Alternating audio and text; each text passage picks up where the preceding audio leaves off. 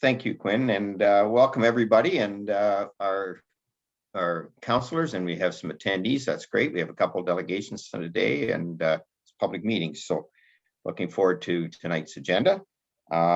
Disclosure any peculiar interest under the Municipal Conflict of Interest Act. I have one, Mr. Mayor. Judy, yeah. On the Harper one, I think you. Item A, zoning bylaw, I'm on -15 Harper at 6465 6th line. And the reason is I have a perceived conflict of interest in this matter as our farm family has rented this property for many years. Right. Okay. And I guess Annalene, was Judy just turn off her camera at that point in time? And was that's correct. She just turned off her camera and her microphone at that time for the public meeting. Okay. All right, Judy, just remember when we get there. Oh, done it before, yep. Yeah, okay, thanks. Moved by Deputy Mayor Turton, second by Councillor Gutson, that the minutes of the Town of Minto, April 6th, 2021 regular council meeting be approved. Anybody opposed? Carried. Okay. Additional items, I have a couple. Has anybody else got any? David? Okay. All right. Moved by Councillor McKenzie, second by Councillor Dirksen, that the Town of Minto convenes into the Committee of Adjustments. Anybody opposed? Carried. Okay. So this is on, the first one is 450 Victoria Street, Palmerston.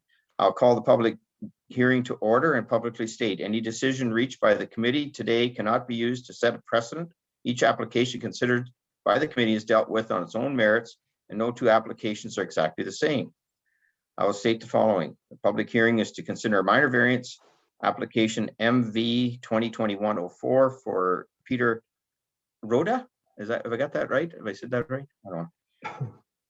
I'll call on the Secretary Treasurer McRobb to Thank you, Chairbridge. The property subject to the proposed minor variance application is legally described as Part Lot 1, east side of Low Street, Morrison Survey in the former town of Palmerston, municipally known as 450 Victoria Street in the town of Minto. The subject property is plus or minus 0.13 acres or plus or minus 0.05 hectares in size. The purpose and effect of the application is to permit the construction of a single detached residential dwelling unit with a reduced front and yard setback. The applicant is seeking relief from section 12.2.1.3 and section 12.2.1.6 of the Town of Minto's Comprehensive Zoning Bylaw 01-86 as amended. Section 12.2.1.3 states that the minimum front yard setback must be 6 meters or 19.7 feet, whereas the applicant is proposing to reduce the setback by 0.73 meters or 2.4 feet. Section 12.2.1.6 states that the minimum rear yard setback must be 7.6 meters or 24.9 feet, whereas the applicant is proposing to reduce the setback by 0.76 meters or 2.5 feet. Additional relief may be considered at this meeting. The notices were mailed to the property owners within 200 feet or 60 meters of the subject property, as well as the applicable agencies, and posted on April 7th, 2021 on the subject property. The following comments were received. Ashley Sawyer, who is our planning technician, Matthew Doust, who is the planner for the Wellington County, and that's it. Back to you, Chairbridge.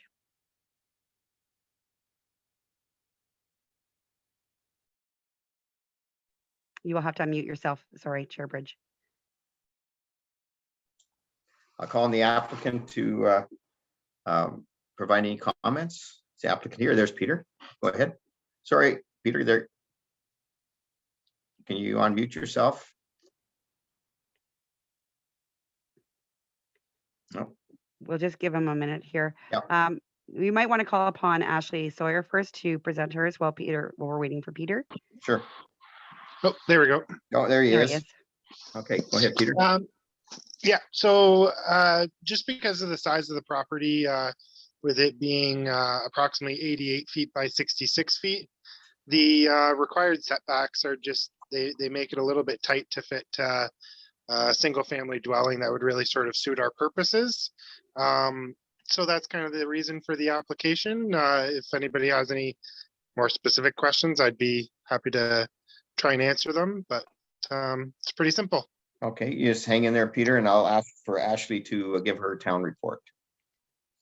Yep, so the relief being requested is for a home that's 1 story, single detached. It's going to be approximately 1,350 square feet, 2 bedrooms, 2 bathrooms, and we'll have an attached garage.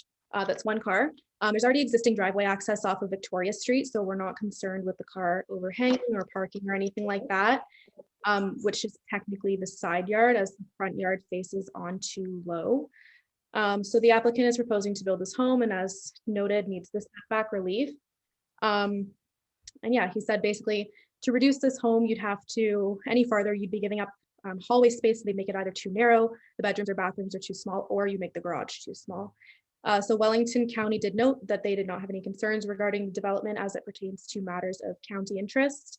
Wellington Source Water Protection and Maitland Valley had no concerns. And town staff also have no concerns, and we're satisfied that the application maintains the general intent and purpose of the official plan and the zoning bylaw and would be desirable and appropriate for the property. And we also did not receive any letters or comments or concerns from surrounding property owners. Thanks, Ashley. And Matthew, did you want to speak to this, or has Ashley covered your ground? Go ahead. To you, Chair.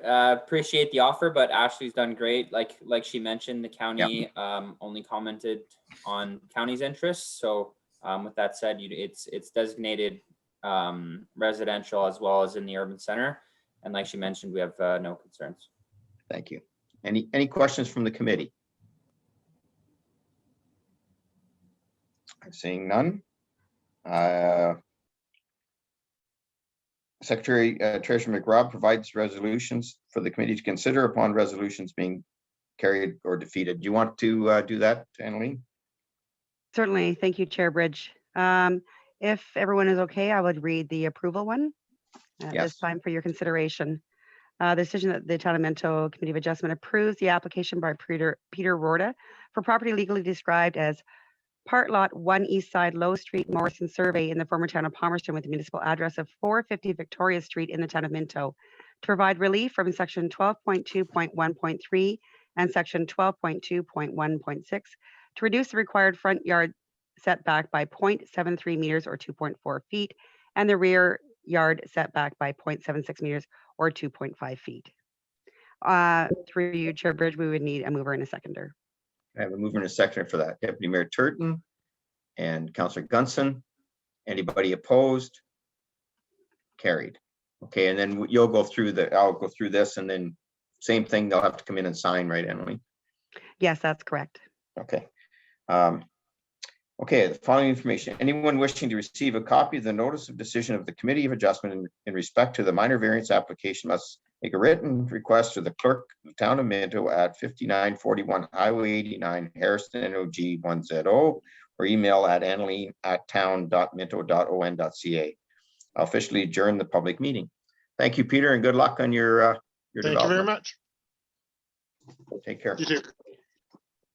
Okay, resolution, okay, moved by Councillor Gutson, second by Councillor Anderson. The Town of Minto Committee of Adjustment convenes in the Committee of the Whole. Anybody opposed? Nope, carried. Moving on. Okay. Now we have a public meeting, right? Emily? Yes, that's true. We're moving on to the zoning for Harper now. And when there's Judy gone. Okay. Okay, I'll call the meeting to order, and Clerk McRobb, to ensure any member of the public present is recorded on the attendance record.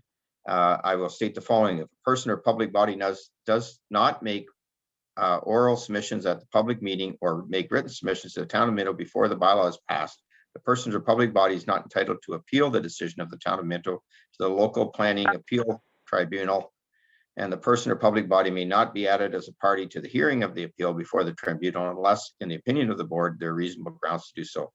Clerk McRobb to state the municipal address and the legal description of the property and proposed purposes and effect of the application date notice are sent. Go ahead, Annalee. Thank you, Mayor Bridge. The property subject to the proposed amendment is located on Lot 11, Concession 6, with a municipal address of 6465 6th Line. The subject property is approximately 25.9 hectare, 63.98 acres in size.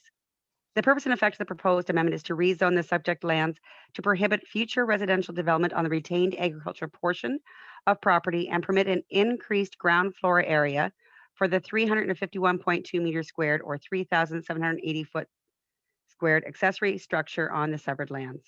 This rezoning is a condition of severance application B-11720, which has been granted provisional consent by the Wellington County Land Division Committee. The consent will sever 1.2 hectares or 3.2 acre parcel with an existing dwelling and a shed. A 24.7 hectare or 61 acre agriculture parcel would be retained. Additional relief may be considered at the meeting. The notices were mailed to property owners within 400 feet or 120 meters of the subject property, as well as the applicable agencies on March 30th, 2021, and posted on the subject property. The following comments were received from the planner of the County of Wellington and from our planning technician from the town of Minto, as well as Aidan Martin, a Minto resident. He provided a letter. And back to you, please, Mayor Bridge. Thanks, Annaleen. And I have a call on the county planner, Matt, to go over his report. Go ahead, Matt. Perfect. Thank you. Through you, Chair. Before you today is a zone amendment to rezone the subject lands from agricultural to agricultural site specific. The applicant has received conditional approval, as we have just heard, on severance application B-11720 under the surplus farm dwelling policies. And under these policies, a standard condition is placed that the retained farmlands are rezoned to prohibit residential. As council may be aware, the aforementioned is a condition of the severance application. And if this condition is not met, the severance will ultimately fail. Additionally, the applicant is seeking relief to permit a 3,780 square foot oversized accessory structure on the severed residential property. All in all, the application does conform to the zoning bylaw as well as the official plan and applicable provincial policy. And planning staff have no concerns with the application, and I welcome any questions. Thank you, Matt. And I think what we'll do is do Ashley's report, and then if there's questions, we'll from the committee. Go ahead, Ashley, from the town. So I second what Matt said, but we're also asking council for their thoughts, as there is a mobile home that's located on what will be the farmland portion of the severed property. And we're looking to see if council wants it to stay or not. Town staff are of the opinion that the trailer can stay until it's no longer habitable. This would allow the tenant to continue to reside in the home, not be evicted in a market that is unaffordable to many, but ensure that the mobile home cannot be rebuilt or torn down and replaced with another residential dwelling.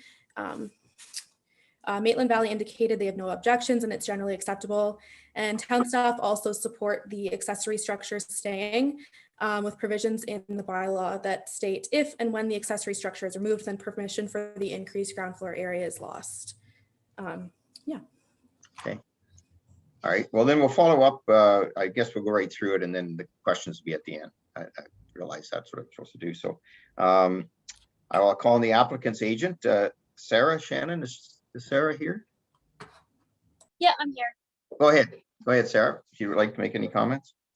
Yeah, the only comment I would add is about the mobile home that's on the property. It is also a condition of our severance that we enter into an encroachment agreement with the town of Minto. I understand the modular home is slightly on town property. So I have been in contact with Terry Kuipers about getting that going as well. Okay, thank you for that. And I also have registered, is Aidan on? Aidan's on the phone, I believe. Did Aidan want to speak to this? He sent us a letter, Annaleen, I don't know. Aidan is here, so Aidan, if you can hear us, you can go ahead and speak now. Can you hear me? Yes, I can, Aidan. Yep. Okay. Yes, looking forward to, I think you, Annaleen, received a letter regarding our intent as moving forward as the purchases of the property, of the retaining 61 acres. And we've got a proposal to relocate the chicken broiler quota onto this portion of property.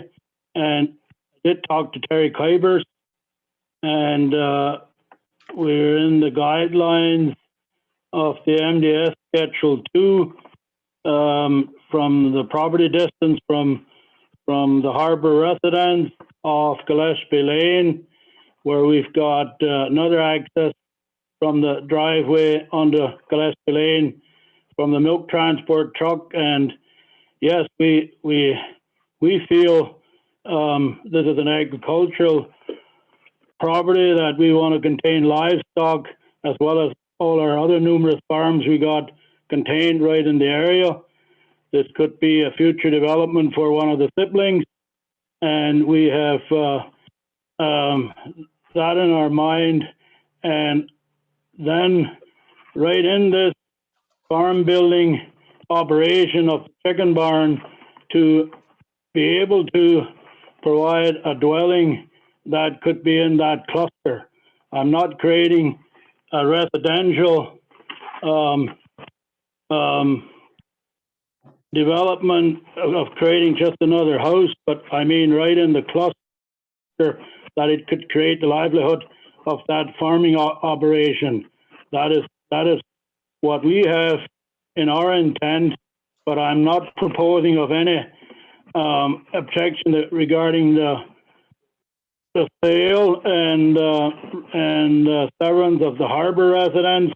We're not trying to stall anything on that behalf, but for the going forward, for the livelihood, for the future, our intent is to provide that for the family, for one of the siblings.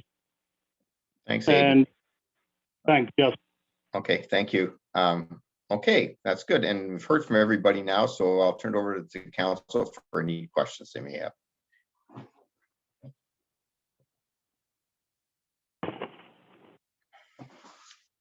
Okay. Seeing none. Through your Mayor Bridge, I sorry. do see Councillor Anderson. Oh, I'm sorry. Sorry, go ahead, Councillor Anderson. You're muted. You have to unmute. Still. There you go. Okay, sorry about that. So the condition of this release is that there's no residential development, but they're asking for permission to put one house on. Is that what we're gathering from the letter? No, but that's a separate issue, I believe, not to the severance we're looking at today. But if you, okay. So they have to bring that forward. That's my question. Like, are we discussing both things tonight, or we're just looking? I'll turn it over. Who wants to take that one on? Terry does. Terry, go ahead. Thank I you, think I Mr. know. Mayor. But go ahead, Terry.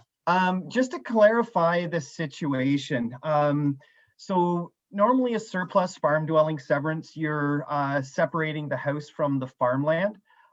It's a little bit of a unique situation here where the trailer that's on the property is legal non-conforming.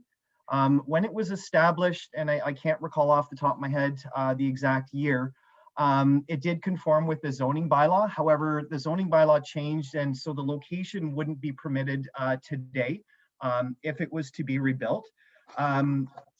So the three options that we had thought of, one would be to remove the trailer, which we weren't in favor of, as Ashley had mentioned. The other would be to retain the trailer until it's no longer habitable. The third option is the one that Aidan prefers, with a conventional house being constructed. In Ashley's discussion with Matthew, the construction of a permanent dwelling would contravene the provincial policy statement. If it was, again, without the trailer, it would be cut and dry that no house would be permitted to be constructed, but it's a little bit fuzzy because of that legal non-conforming use trailer. So I'm not sure if that answers your question, Councillor Anderson. Not exactly. So if they wanted to reside in the trailer, they could, but they can't replace it with a permanent house. That's correct. But that's not what they're asking for. They're asking for a house, correct? Mr. Martin is asking for a conventional house and not constructed in the same location as the trailer. Okay. He ran the MDS calculations to ensure that a barn could be constructed on it to determine where the barn and the associated house would be. So he's not, he could live in that trailer and build a barn which complies with MDS2 calcs. The way that we're proposing would be that the trailer being its legal non-conforming, which essentially means that it doesn't conform with the zoning bylaw now. So the intent is it's not going to be there forever. So Right.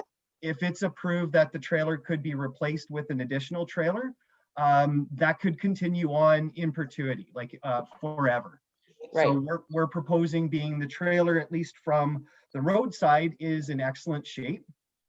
So we would hate for it to be removed and the tenants displaced at this point. And are the current tenants, do they have anything to do with the Martins and their farm that they're proposing? Not that I'm aware of. I believe they're relation to Mr. Harper. Okay. Yes, that's correct. They're related to the current owners. Okay, thanks, Sarah. Deputy Mayor Turton. Yeah, thank you, Mayor Bridge. So when you talk about habitable, Terry, is there any issue 10, 15, 20 years down the road deciding the maintenance on that? And who's going to declare it that it's no longer habitable? That would probably fall under my lap. That if it's, structurally inadequate or the septic system fails and no one replaces it, then that would be my call. So realistically, it could last for quite a number of years. Absolutely, yep. And I think Curtis, did you want to speak to this? You're on mute, Curtis. There you go. Sure. Thanks, Mayor Bridge. Sorry to, okay for me to jump in right now, but I was just in regards to Councillor Anderson's question and Mr. Martin's proposal to basically turn it into a family farm operation again. I mean, there is an option that, do they even need the surplus farm dwelling severance? Like if and not, I don't know the plans of the farmer that is severing off the dwelling, but it sounds like maybe it's not needed, and an option would be for him to consider buying the property as it is today and not going through with the severance. In that situation, it would be allowed a dwelling. It could ultimately be renovated or replaced down the road. But I just to clarify going forward, provincial policy in the county plan is very clear that in situations where there is a surplus farm dwelling, it allows a farmer to sell off a dwelling that they don't need as part of their operation, with the clear requirement that the severed or retained farmlands, depending on the situation, cannot have another dwelling. So it cannot be a new building lot. So at the end of the day, there only is basically one house on the now two properties. Yeah. Okay. Just wanted to add, sorry, I think it's important to remember too that the trailer was never the main dwelling on the property. It's always been secondary to it. The main dwelling is what's being severed off. Mm-hmm. Yeah.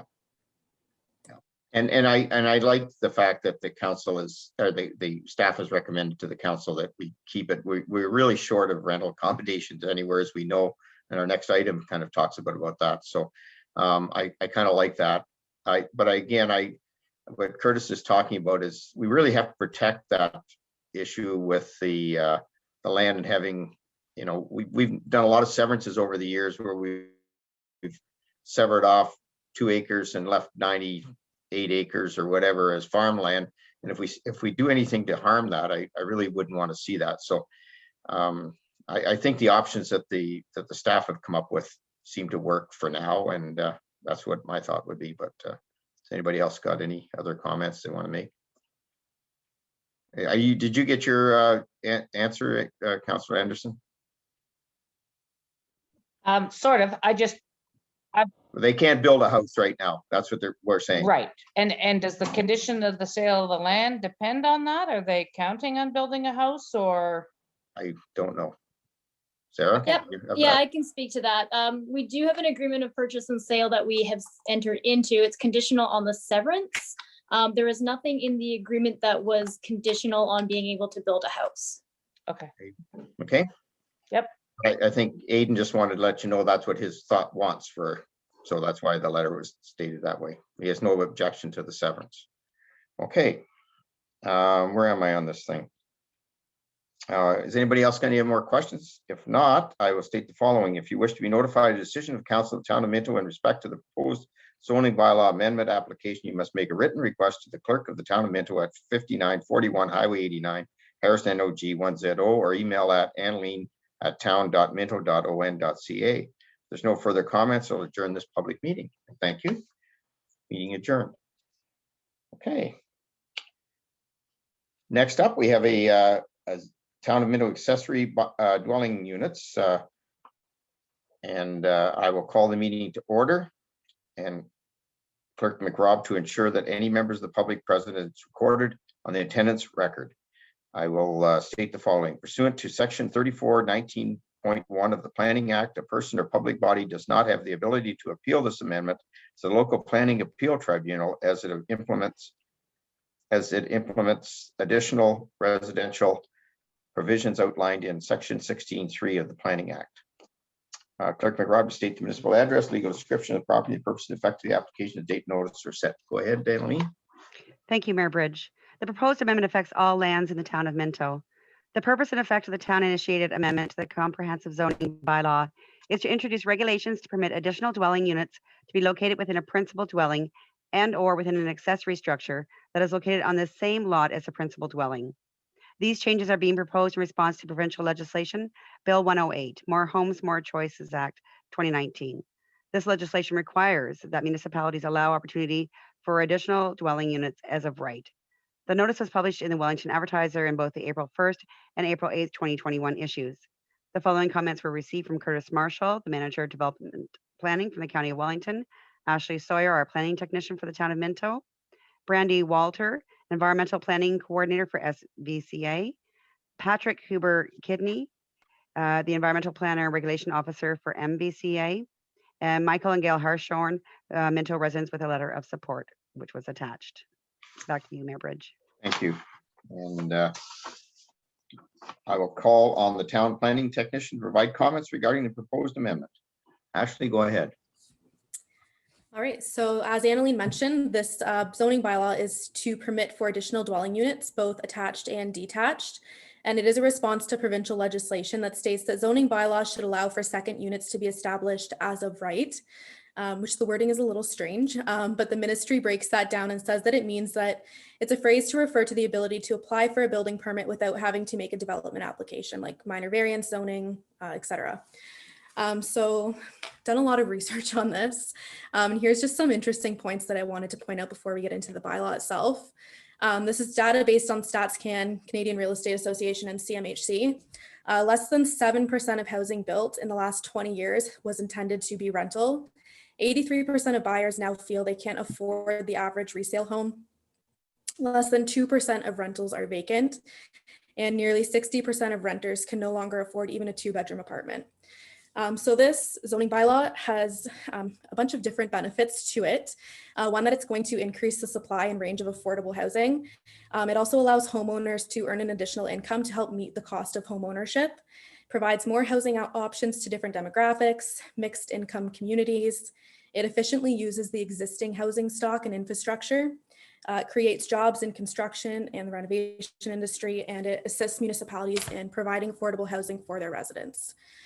So these units still have to comply with the Ontario Building Code, the Fire Code, Municipal Property Standards Bylaw, as well as this proposed amendment. So a few of the provisions that we've included, the units must have a separate and private entrance. We did include a minimum floor area of 50 meters squared. We just wanted to ensure that the units are livable and not extremely tiny and shoebox apartments. This number was decided upon as it's the same size that's permitted for apartments above commercial uses already in our bylaw, so it maintains consistency that way. We're not recommending putting a maximum size on the units for a few different reasons. The first is that the ministry recommends that the size of second units should be solely regulated by the building code and that municipal bylaws should not seek to impose size standards. However, in terms of minimum size, we wanted to ensure that while the units are affordable, we're providing people with a livable space. Additionally, Wellington North recently passed the same amendment and they did not require a maximum size. So we wanted to maintain consistency between the neighboring municipalities as well. And the maximum size of an accessory structure is already restricted in our zoning bylaw. We personally do not foresee an issue with the size in our local area at this time. We also include parking provisions. So we're requiring 1 parking space for single, semis, and cluster townhouses, and 1.5 for street townhouses. That reason is because street townhouses, when they're already very densely packed in, we don't want to contribute and make a parking problem where it's not warranted. So that's to mitigate that effect. Parking can also be tandem, and there can only be 1 driveway access, so you can't have multiple access points to the unit. Servicing must be capable of accommodating to the satisfaction of the town. And really the rest of the amendments are to update the current bylaw with the wording and the terminology. So we did receive a letter of support, and I just wanted to note that this bylaw has been made with careful consideration and consultation with the town's engineer, public works, the building department. We're not anticipating any negative impacts with the implementation of this amendment. Staff will be moderating its uptake for both servicing and capacity issues, as well as local impacts, to ensure that there are no unanticipated implications. So ultimately, the recommendations that council receives the report considering the amendment in open session. Thanks, Ashley. And Curtis, do you want to do the county report, please? Sure. Thank you, Mayor Bridge and members of council. Happy to be here tonight to support the town in the implementation of their additional residential unit amendment. As council may be aware, and as Ashley's highlighted, in 2020, the County of Wellington adopted Official Plan Amendment number 112, and this was to implement provincial policy direction in respect to additional residential units. So the purpose of the amendment was to update county official plan policies and provide direction for local municipalities when updating their zoning bylaws for the additional residential units. As you're aware, town staff have prepared a draft zoning bylaw to implement the accessory residential units. And county staff have reviewed this draft bylaw and have provided a letter which is attached to the agenda tonight. And I'd like to briefly review our comments for council's consideration. So just to break it down into a few different areas, the first thing I'd just like to discuss is regarding floodplain and hazards. The town did receive comments from the conservation authorities, and they have indicated that they would recommend that the bylaw include provisions to prohibit additional residential units in hazard areas. Now, in light of these comments, we note it would be appropriate to add a requirement in the bylaw that the applicable conservation authority be satisfied that the proposed additional unit or units is not located within a hazard area, and that a permit is obtained from the authority if required. And we note this requirement should apply to both units, that types of units that would be in an existing dwelling or units that are an accessory or an ancillary building. In regards to units within accessory or ancillary buildings, we know the county official plan outlines that when the municipality is developing zoning provisions for additional residential units in ancillary buildings, local municipalities shall have provisions which address the following. A, the additional residential unit is located within the main building cluster. B, the additional residential unit will clearly be secondary to the main residence on the property. And C, that minimum distance separation is met for the new dwelling. In order to meet, so first of all, in order to meet clause A, which is the requirement that the new additional dwelling unit be located in the building cluster, we recommend that additional wording should be included in the amendment to ensure that the unit is located in the main building cluster. One way to do this would be to put a maximum setback of the unit from the main dwelling. We know the town bylaw already includes this requirement for second farm dwellings. And it requires that a second farm dwelling be 200 feet from the main dwelling. So we'd recommend a similar provision be put in place for ancillary residential units. In regard to clause B, which requires that an accessory residential unit be secondary to the main dwelling, we do note that the proposed amendment does include provisions that link the size of an accessory dwelling unit to the standards for an accessory building. And this would ultimately provide a limitation on the size of the new unit. The accessory building provisions in the bylaw limit the total size of all accessory building on residential lots within urban areas to 10% of the lot area. So this would be in town. This proposed 10% lot coverage would apply to new residential units in accessory buildings and would serve to ensure that the new unit is secondary and subordinate to a main dwelling.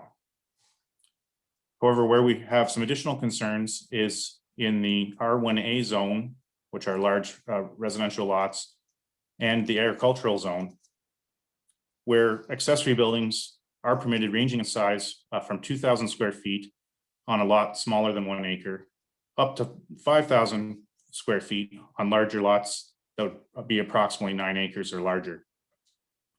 Planning staff note that the basic application of this provision could permit an additional residential unit of up to 5,000 square feet in size, which would not be secondary to the main dwelling. Similarly, the bylaw could permit a 2,000 square foot unit on a lot less than 1 acre, which would not likely be secondary to a main dwelling. We recommend that a smaller maximum size should be included in the amendment to limit the size of additional residential units in accessory ancillary buildings. And as an example, a provision that could be considered would be to limit the accessory unit to 45% of the size of the main dwelling, and or adding a maximum square footage of 1,000 feet as an example. Now, in regards to units within the main dwellings, the county plan outlines that residential units are to be subordinate in scale and size and function to the main residence on the property. Planning staff note the town may wish to include a maximum size for additional units as well within the main residential dwellings, as the current bylaw does not include a limit. This requirement would differentiate the units practically in function from semi-detached and duplex dwellings. And similarly, as an example, a maximum size of 40% of the main dwelling or 1,000 square feet could be implemented. So I'd like to provide a scenario, as I'm wrapping up my comments here, provide a scenario for council's consideration to support our recommendation that maximum sizes should be established for additional residential units in the town zoning bylaw. So in my review of the zoning bylaw, as written or as proposed, just to provide you an example, the bylaw could allow a main dwelling, and I'll just pick a size, for example, of 3,000 square feet. And then a second unit attached to that dwelling of 3,000 square feet could be permitted. And a third additional unit could be constructed on the property as an accessory or ancillary building of 3,000 square feet. Without any size limitations, 3,000 square foot dwelling units could be constructed on a property, which would not be consistent with the County of Wellington official plan. And finally, just in regards to garden suites, the county official plan identifies that municipalities should consider whether a garden suite and an additional residential unit should be permitted on the same lot. And we note that the town may include a limitation if desired. And we do note that the draft bylaw does include provisions to apply this restriction. So I thank you for listening to my comments, and I hope they're of assistance to you. Thank you. Okay. Thanks, Curtis. We haven't got anybody registered to speak on this, Annalene, so I'll turn it over to the council. Terry, did you want to say anything? Or you just getting back on there? Just if there's any other questions that Curtis or Ashley can't answer, I'll help out. All right, that's fair enough. So open it up for questions to the councilors. Councilor Elliott. Go ahead. You have to go off mute there. There you go. Yeah, I got a couple of questions, and it's a little confusing. Where maximum, meaning we don't have any max, we have a minimum, but we can put in my backyard if we wished, if I wished. but we don't have a maximum, so I can build a building as big as my house back there, or a house as big as my house, is that? Or we got a percentage on that? Mhm. I'm just trying to. Terry, or do you want to comment on that? So if I may, Mayor Bridge, in town, a typical lot is 66 by 132. 10% of that roughly equates to 700 or 871 square feet, give or take. That would be the maximum restriction that you could have in your backyard, Councillor Elliott. Okay. The difference, and like Curtis mentioned, is there's more of an implication out in the rural area than there is in town because of the smaller square footage. Sure. And a couple other questions. If then we were in a position where you were on a corner lot, corner building, and you built this accessory building, and eventually you want to sell it, is there a possibility that they could apply for a severance to make 2 different lots, 2 different buildings, now that they've made that accessory, or they have to sell that as a house and accessory house? So everyone has the right to apply for a severance. However, saying that there is a clause in our draft provisions that prohibit the severance of that additional unit.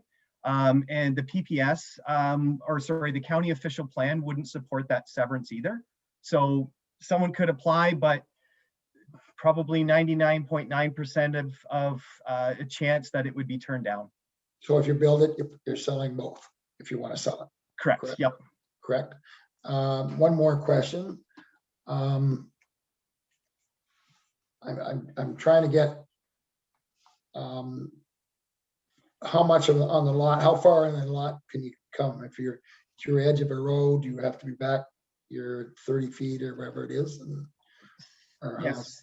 So the setbacks for, and this would be, I'm just referring to a detached structure in town, would be the same as the normal zone provisions. So in a typical zone, it would still be 20 feet off the front property line, 20 feet off the exterior property line. The rear and the interior side would relate back to the accessory structure, and that would be 3.3 feet. And when you build these accessories, do they have to have a kitchen and a bathroom, or could somebody build one and make it hollow and put a bed in there for someone? No, so the building code would require sanitary facilities as well as cooking facilities. So at minimum, you're looking at separate laundry for that separate unit. You're looking at an individual kitchen, at least 1 3-piece washroom. Doesn't necessarily need to be a bedroom. It could be combined with the living room, like a bachelor pad. So yeah, those would be required to be installed. Basically, we're talking about the tiny homes This wouldn't be a tiny home per se. I'm not a huge fan of that term. I know that. And all staff will know that. Don't say tiny homes to Terry. So just to put it into perspective, why we opted to put a minimum square footage for a unit in. Although the province documents indicate that it has to comply with the building code, Ashley and I went through a scenario based on minimum building code requirements for an apartment. So kitchen size, living room, combined areas, and it worked out to be about 215 square feet, which to me isn't a feasible dwelling unit. That's why we opted to stick with the same 50 square meters or 538 square foot minimum unit size. You're not building a shack. That's right. Great, thanks. Thanks, Deputy Mayor Turton. Yes, thank you, Mayor Bridge. I have a couple of questions as well. So how's this been accepted? I think this is a great idea. I think we've been waiting on this for a while. How's it been accepted in the county? You, Curtis, you alluded to the fact that Wellington North are on board with it. Are you the person that's delivering this to all the municipalities? How's it been accepted? Through the mayor to Deputy Mayor Turton. Yeah, it's the townships and towns are now implementing the new policies from the province in the official plan. So they're at various stages. Some already have implemented them, as was mentioned. Wellington North very recently went through and updated their zoning bylaw.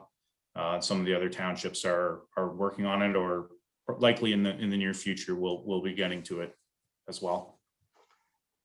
Second question then. Sorry, I sat in on that council meeting and they had no opposition and everything went very smoothly, I would say. For Wellington. Development charges, how do they work in these accessory buildings? So we did look at that, Deputy Mayor Turton. Ancillary units within the main dwelling unit are exempt under the Development Charge Act. However, detached units, the development charges do apply. Building permits, they would require them for the renovation in the basement, but no DCs. New builds out in accessory structures would require the payment of development charges. So last question then, and this could be, I'm glad that you understand this totally, Terry, but if I wanted to build, if I've got a lot, I've got a house, a 2,500 square foot house, and I have enough room to build 2 538 square foot units, is that, would that be considered, or? Under the current provisions, if your lot size meets the accessory structure provisions for 538 square feet or more, yes, you would be permitted to construct that within your dwelling unit. So, sorry, in your dwelling unit as well as in the accessory structure. Right. So I would have one attached, one detached, or not attached. Yeah. The thing to remember, and this has to do with the parking requirements. Mm-hmm. So if you have the main dwelling unit, the basement apartment, and the outbuilding, you would have to provide 3 parking spaces for the dwelling units. So you could have one in the garage, one behind the garage, but your driveway width would have to be wide enough to allow for another parking space beside the one on the driveway.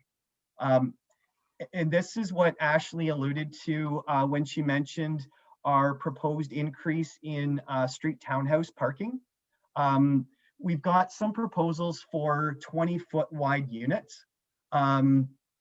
Technically, you could have, the main unit, a basement apartment. We increased the parking rate for that to force or to essentially to address parking concerns that we're worried about. A unit of that width could only have a single car garage and a driveway wide enough for one vehicle. So they wouldn't be able to have that accessory apartment in that 20-foot wide unit. Having said that, we do have other street townhouse developments that are like 30 feet wide, which would allow for the parking in the garage, driveway, and adjacent one on the driveway as well. So we're trying to eliminate the parking situations in areas where we think it's going to be a problem, but not prohibited across the board. So if I had a corner lot, what about a second driveway? There is the restrictions in the zoning bylaw to prohibit a second driveway. Okay. Thank you. Anybody else? I just like to make a comment. This is something that both the county and I know this council has been concerned about with attainable housing. And this is one of the options that we're going to try to work towards. And I have to give Minister Clark a lot of credit for this at the province. He started this project a while back, asked for input from the municipality saying we need a little bit more flexibility in order to allow for additional units, additional rental money so that people can attain a house. And I think the staff have done an excellent job along with the county and giving us sort of some guidelines to this, but I think it's needed, it's warranted, and I'm really happy that we're moving forward with it. So that's my comments. Judy, did you have a comment, or Well, question? just I had some questions, but they were asked and answered. Okay. but I guess the thing that's kind of still bugging me a little bit is the county planner is suggesting that we do have a maximum size, or that we have something to kind of limit that. And I'm just wondering, like, can there be a, like, could there be on a case-by-case basis, or like, what would someone have to do in order to build one of these accessory units? I'm thinking about the detached unit. Would it just be a building permit is applied for, and as long as it fits, it goes? Or, you know, is there, I don't know, I guess I'm just wondering, like, if all of council feels that we are okay to just leave that wide open. Because I think that was anyways, that's the thing that's bugging me about this. I just, and that's a fair comment, Judy. And I know Curtis has brought that, and who wants to talk about it from the town staff wise, because this was a discussion, and Curtis is bringing this. I think Ashley alluded to her comments that Wellington North doesn't have this in it, the same as what the county is. So we were kind of wanting to be kind of consistent there too, because if our neighbor's going to do it a certain way and we're doing it totally a different way, we're going to get some conflict back and forth on that. But I'll let staff talk to that. And Terry, did you want to do that, or? I can probably take that, and I do understand what Curtis's position is, and I don't disagree with it. My couple of worries that I have, putting a percentage limitation for either an accessory apartment in the basement or in a detached structure, or in the basement for sure, I can see it could be an issue. If you had a 2,000 square foot bungalow, so 2,000 main floor, 2,000 in the basement, if you put a 40 or 45% limitation to the accessory unit, as soon as the accessory unit is established, it's actually no longer in compliance with our own zoning bylaw. If you take it this way, 2,000 square feet would allow for an 1,800 square foot basement apartment. As soon as that basement apartment's established, it's now no longer 45% of the main floor area or main unit, because now the main unit has been decreased. So that poses a bit of a problem. And the other perspective for the example that Curtis gave about the 3,000 square foot units, it's definitely the potential that it could happen. I don't anticipate it. I do think that the unit size that we're going to get out in the rural area is going to exceed the 1,000 square feet. A minor variance would be an option, but I can definitely foresee that we could get a bunch of these come through. If council is concerned about the size of them, we could amend what we're proposing and put in the term ancillary, which essentially would limit them to less than the size of the main dwelling unit. So if you've got a 2,000 square foot house out in the country, you couldn't build a 2,000 square foot detached structure. It would have to be 1,999 square feet or less. So that is a proposal if council wishes. I just want to add to, I've done a lot of research on different bylaws in Ontario relating to this, and there doesn't seem to be one uniform approach by any means. Where we see the percentages, I found that's more in urban centers, which makes sense. And then, for instance, in Kingston, their wording is just that it must comply with the accessory structure provisions, which is similar to what we're proposing. Kawartha Lakes, I was not able to find a maximum. Ottawa, I couldn't find a maximum. So it just kind of varies a lot by the area. And I think also being consistent with Wellington North would help just because of our proximity as well. So. Fair enough. Okay. Anybody else? Okay. I will then state the following. If you wish to be notified of the decision of the Council of Town of Minto in respect to the proposed zoning bylaw amendment application, you must make a written request to the clerk of the Town of Minto at 5941 Highway 89 Harrison NOG 1ZO, or by email at anneleen@town.minto.on.ca. No further questions. I'll adjourn this public meeting. Thanks for everybody for, and by the way, Curtis, nice to have you back. You started, I think, your career up our way, did you not? Or Yes, no, I was working with Linda for a couple of years, assisting you, and with Linda retiring, I'll be taking over her portfolio up here and back to assist the town and townships. Yeah, thanks very much for being here. Thank you. Thank you. Curtis. Yeah. Okay, so that's it for that. And now we're into delegations. And I think we have our delegates here, Annalene. Yes, thank you, Mayor Bridge. If we just give them a moment to be promoted to speak. Yep. It looks like they're coming up shortly here. And I know that Quinn is going to show a bit of what they had given you for pictures and stuff. So. Yeah. Are they going to be doing their, or Quinn's going to be putting them up? So yeah, Quinn will put up a part of their letter, so just everyone can see what they're talking about. So if Rickson and Jessica wanted to unmute themselves, and there we go. There's Jessica there. Yeah, there, Jessica, And welcome. And there's Rickson. Right there. Okay, there. Hi, Rickson. And thank you for coming tonight. And you did an excellent job on your proposal. So I'll let you get on with it. And then if there's any questions, the council can ask you questions. Okay, sounds good. You can hear me and see me okay? Yep. Okay, great. You can thank Adele Campbell. She helped us a lot with our letter. Good evening, Chair Bridge and councillors. Thank you for considering us. So we are proposing to have 2 new crosswalks installed in town across the 2 highways. Highway 9 Elora and Raglan or Yonge Street, and Highway 23 and Arthur, or Highway 23, which is Arthur, and Margaret or John Street. Our goal is to create safe routes to school, but as well also the arena, ball diamond, pool, churches, playground, businesses, and other amenities for our kids, seniors, and all residents to better access the town overall. We've noticed that with COVID-19, local walking has increased as we try to stay local, exercise, support our small businesses, and we've noticed a need for crosswalks even more recently. There's also a new subdivision going in on the southwest corner, which will house 128 units, bringing over 100 families to our growing town. And they will all need to access one or more of our amenities like the school and the other ones we mentioned. And this will also increase traffic.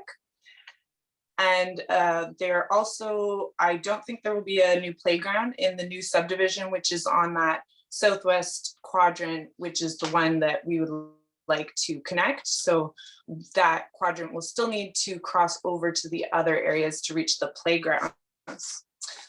There are 2 crosswalks, the level 2 type B crosswalks in town already, the type with the button and the overhead lights that go across Highway 9 and 23. And they have improved safe school routes.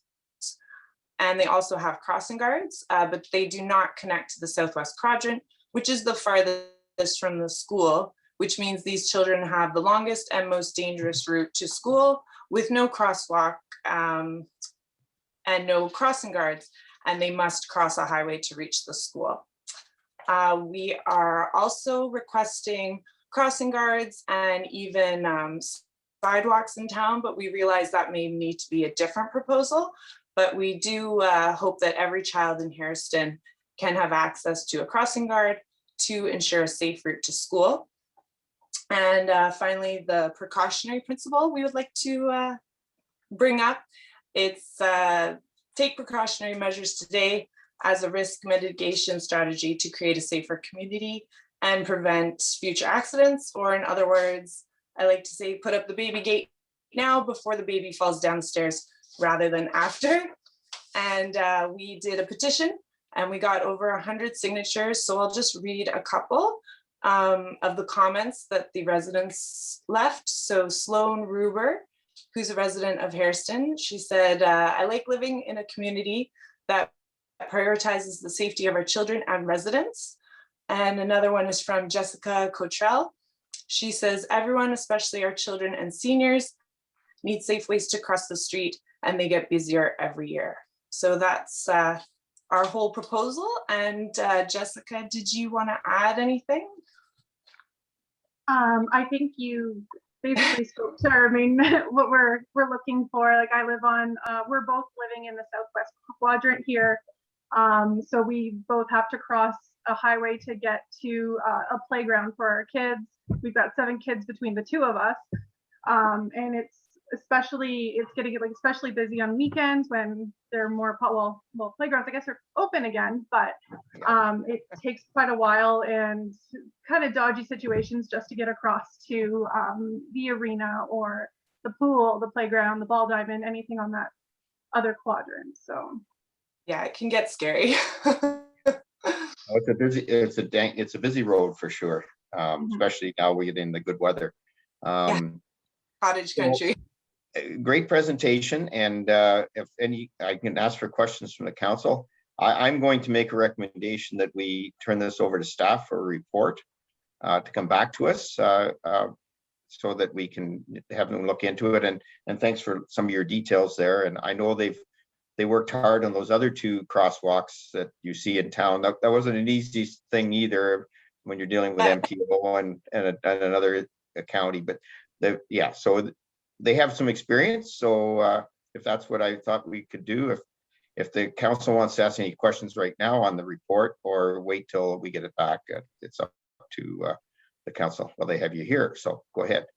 Anybody want to speak to Jessica and Vixen on this at the moment?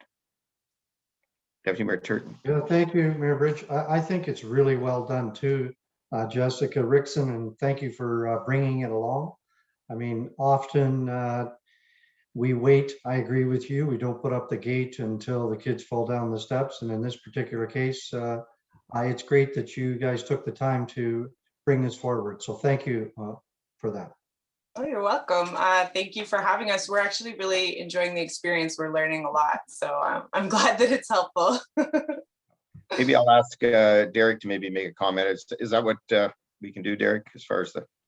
Thank you, Mr. Mayor, and I also would like to congratulate Jessica and Rickson. It was a great letter and a great report. So what would be appropriate if council wishes to refer it back to staff? And we'll do a report back to council with all the pertinent information and details, and that would be appropriate at this time if council so wishes to do so. So do I need a mover and a seconder for that, or just... You'll need a mover and a seconder, Mayor Bridge, please. Okay, moved by Deputy Mayor Turton, seconded by Councillor Gunson. Anybody opposed? Great.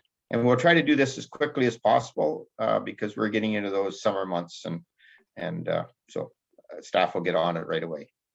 Thanks again for coming. Much. That's great. Thank you so much. Have a good night. Yeah, you too. Bye now.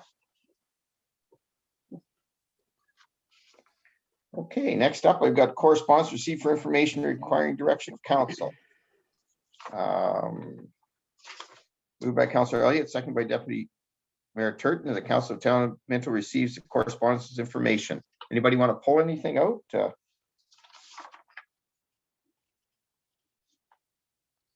Some good news from Randy there on a couple issues that we're getting. So that's good to see. Other than that, anybody opposed to having this received? Don't see any. That's passed. Okay. All right, where are we now? Reports of committees. The farmers market. Belinda. There you are. Hello, everyone. Yeah, I'll be brief with my report. So the farmers market, we don't meet very often, and I guess I'm back with the farmers market group during Taylor's absence here. So yeah, we're kicking off our 2021 season. So we had a meeting with all of our vendors, and it is our goal and hope that we will be opening the farmers market on June 5th. As you'll note in the minutes, the water tower is being painted, so we do have to move the market for the month of June over to the Lions Park Pavilion. So that's going to be happening. We're also having a slight increase in our vendor fees this year. It has never been raised, and this is the 11th season at the Palmerston location. Even when we started Clifford, it was $10. So very affordable. We're still one of the cheapest markets in the county, and I know this committee really appreciates council's support and the support of staff. So I'm happy to be involved in continuing with that. We have some different initiatives we're going to try with online ordering, and also working a lot with the county around some cool marketing initiatives, getting people across the county to the different farmers markets, looking at doing some market boxes and some other fun things like that. And so yeah, like I said, I've been looking after the market so far this year, and Erin will be joining us in 2 weeks, and I'll be handing these activities over to her. If there's any questions, happy to answer. Questions? Deputy Mayor Turk. Belinda, thank you, Mayor Bridge. Has there been any discussions at all about reestablishing Hairston or Clifford farmers markets?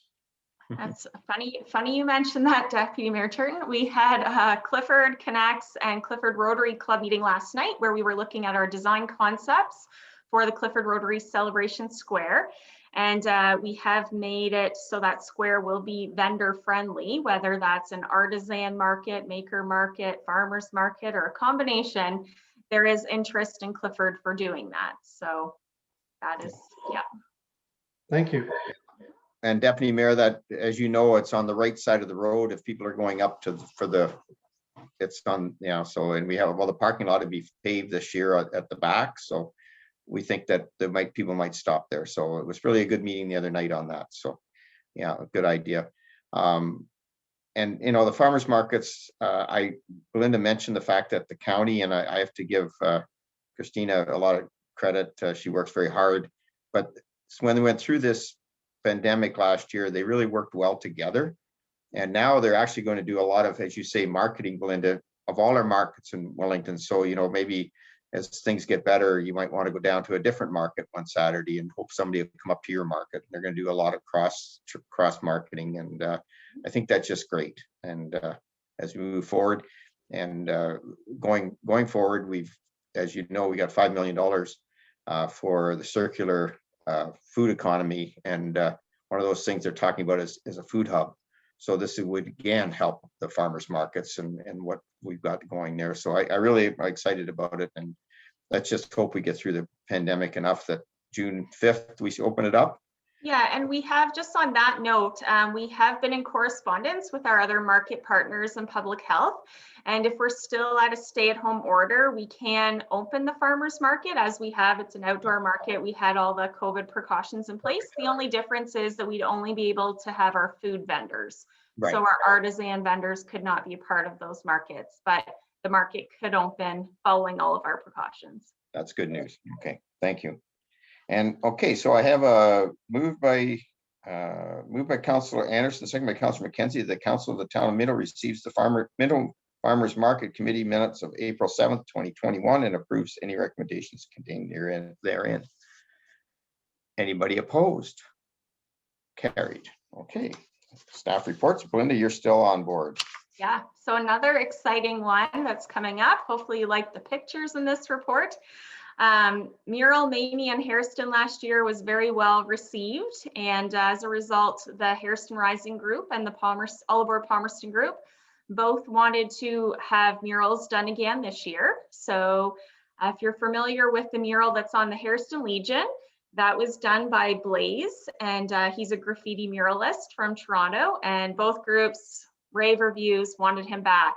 So thanks to Foodland in Hairston, great support from Daryl and Dale Croft, and the whole Foodland and Sobeys organization have seen this, and they're super excited about the Hairston Rising postcard looking mural.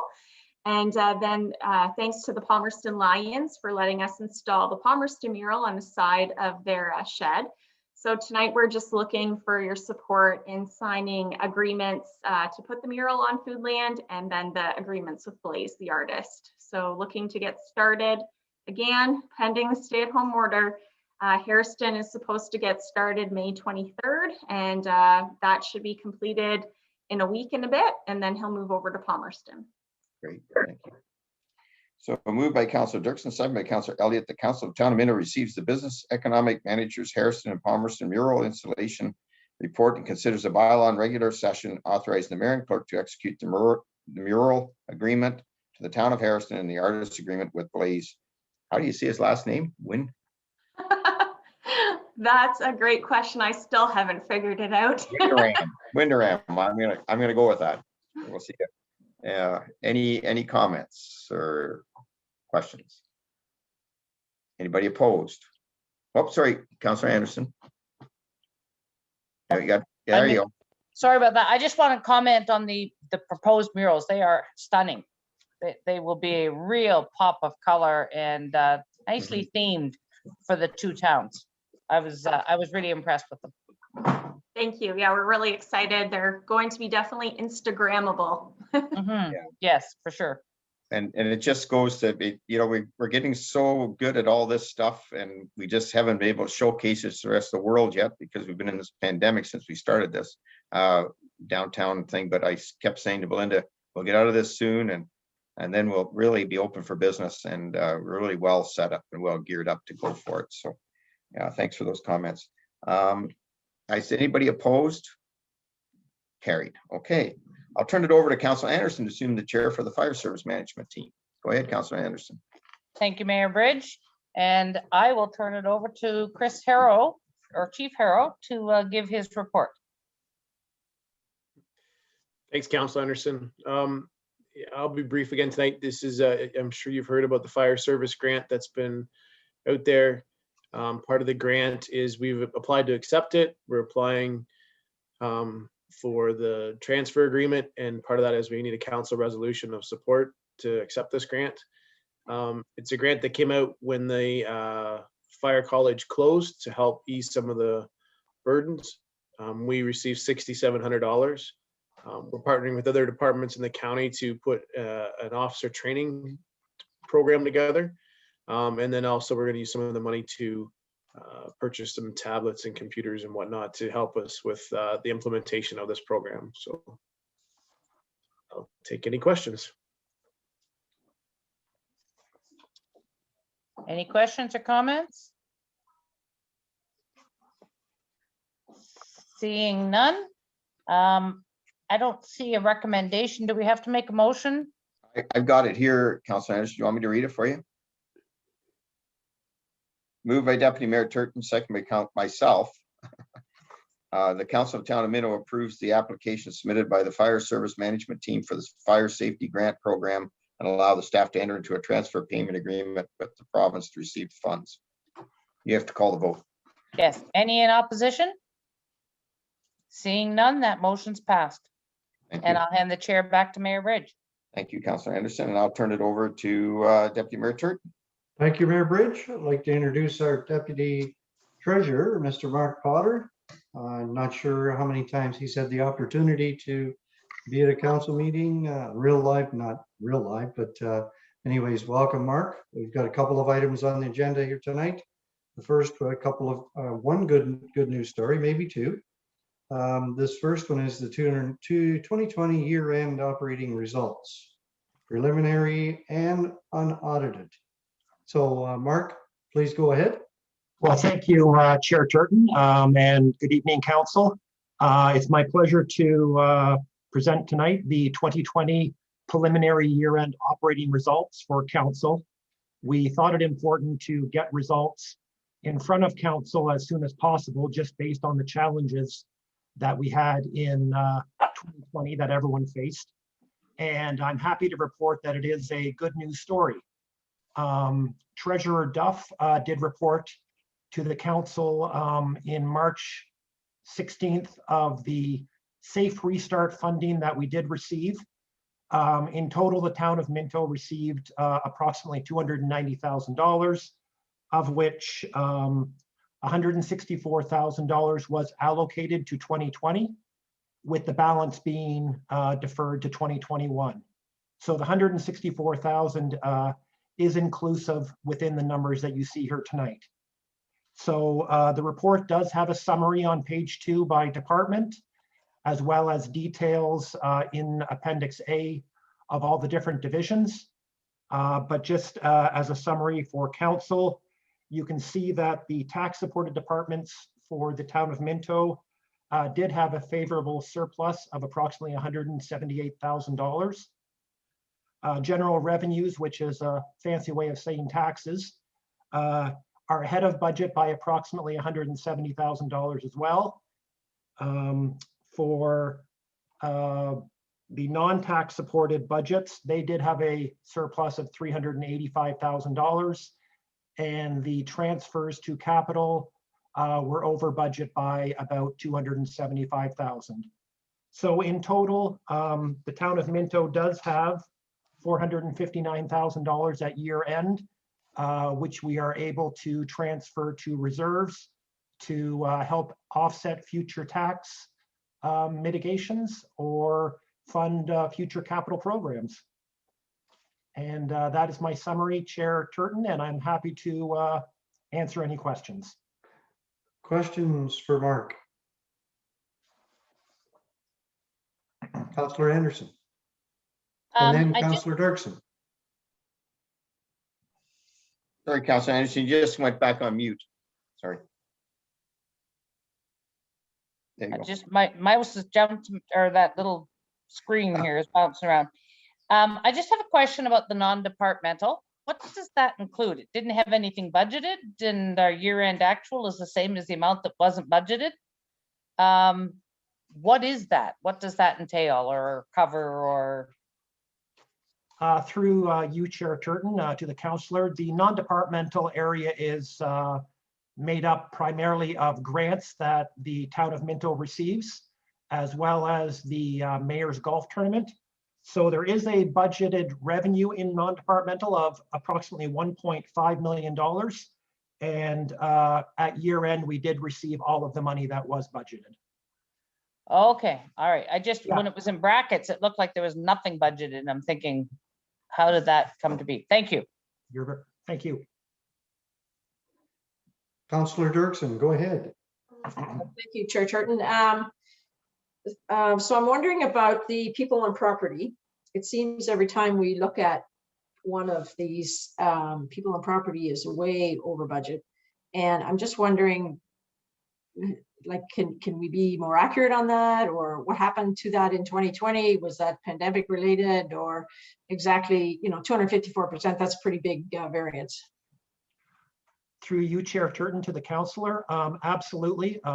What we did for the purposes of the ease of reporting for COVID related expenses and lost revenues is all of those expenses and revenue losses were consolidated under people and property. The money that we received as part of the Safe Restart program was actually deposited into the Treasury account. So you'll see that the people and property is over budget. However, the Treasury area is under budget, and one is offsetting the other. There are additional savings within the Treasury area, but one does offset the other with all of the COVID-related expenses in people and property, and then the corresponding revenues that we received from the provincial government being deposited under Treasury.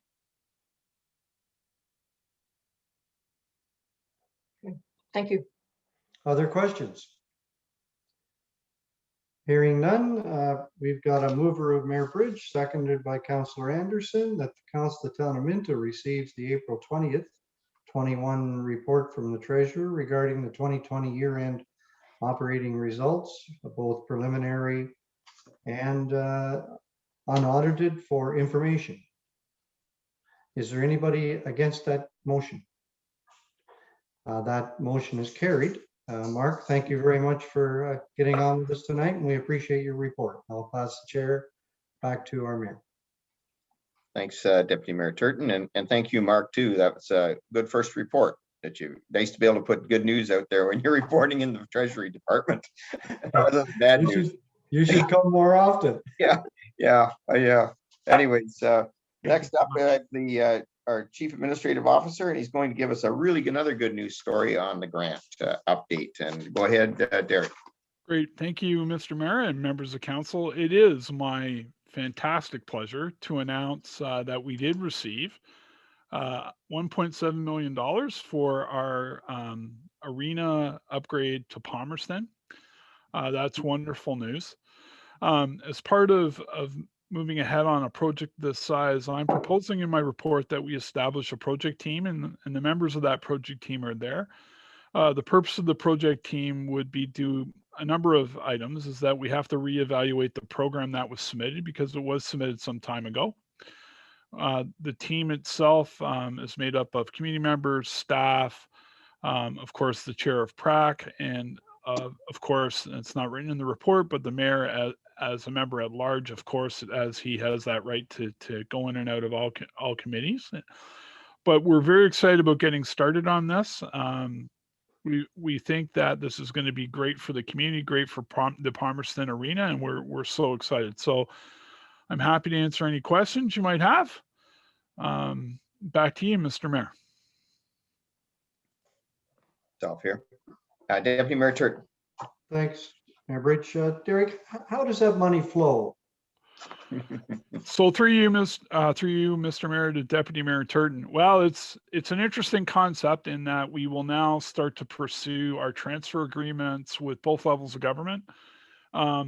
They have unconditionally told us that we could start to spend money, so that we will have to cash flow payments to vendors as we go forward, but then we would resubmit to both levels of government for reimbursement for the projects.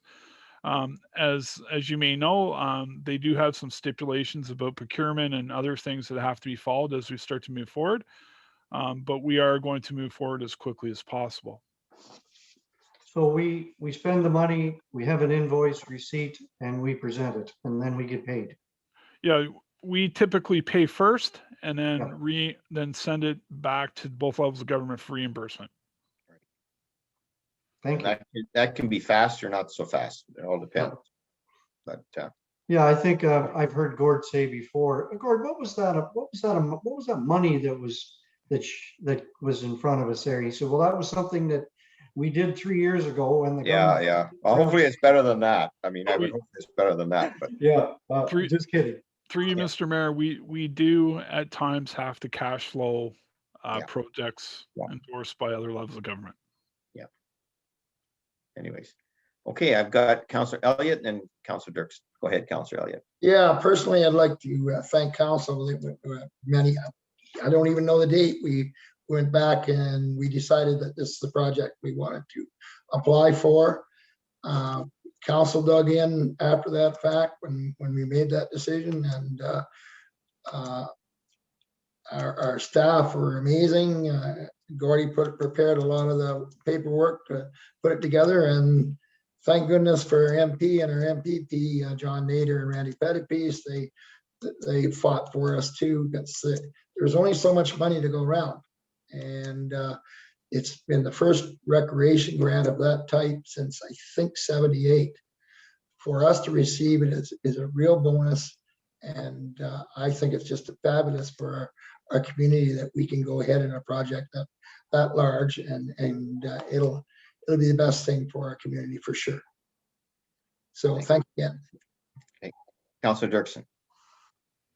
Yeah, I just wanted to say, and I don't think you covered this off, Mr. Thompson, but the use of a project manager, I do really think that's probably a good idea. Either that or else one of staff is kind of on that, because I sit on the building committee on the hospital board, and